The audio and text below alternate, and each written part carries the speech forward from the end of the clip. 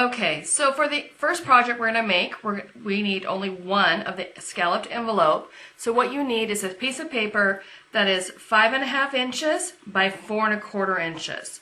And then that's going to give us our cutout envelope.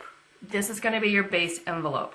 Now what it actually looks like when you're on the Big Shot, I'm just going to grab, or the Big Shot die, so I'm just going to grab my Big Shot die. And you can see the lines there, but I want to make it stand out a bit more too. So this is what it actually looks like. This is the shape of the envelope.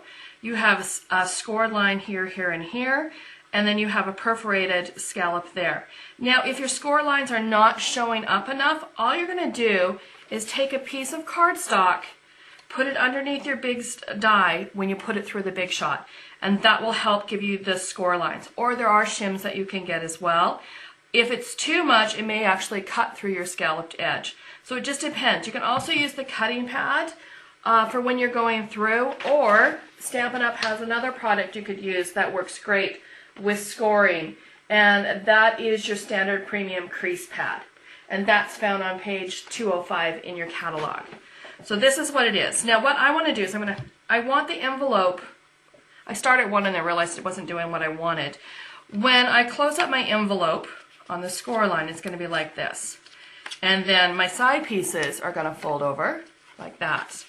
Now what I want is I want my paper to match up. So what I needed to do is cut paper to fit for this piece here and this piece here and down in here. So I've cut one piece that is 3.5 by 1.5, and then I cut another piece that is 3.5 by 1 3/4. So this piece is going to go right here on my envelope, and then this piece, when this folds over, will go right here, and it'll end up matching up. So what I'm going to have, let me move those out of the way. There's my envelope with the bottom folded up.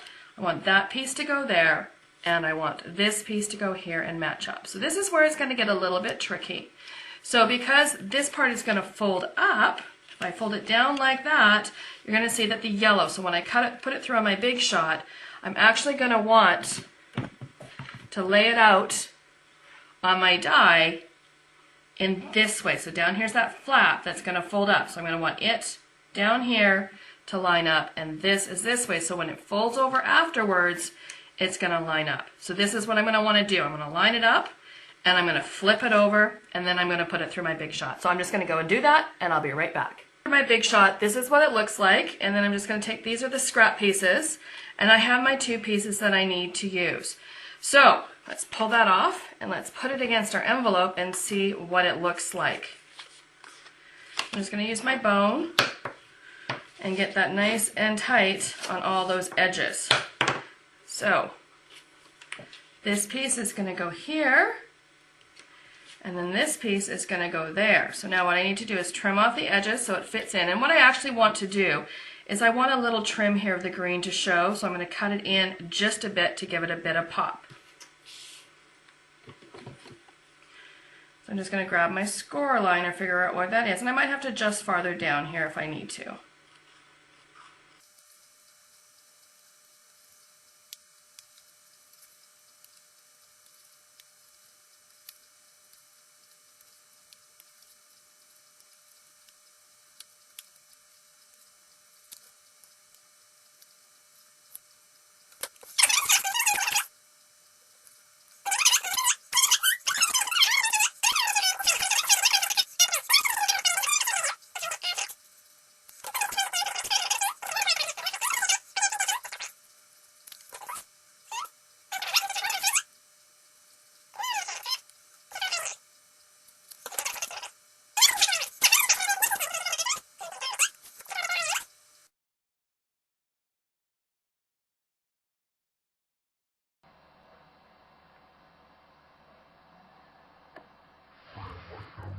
Back into the frame.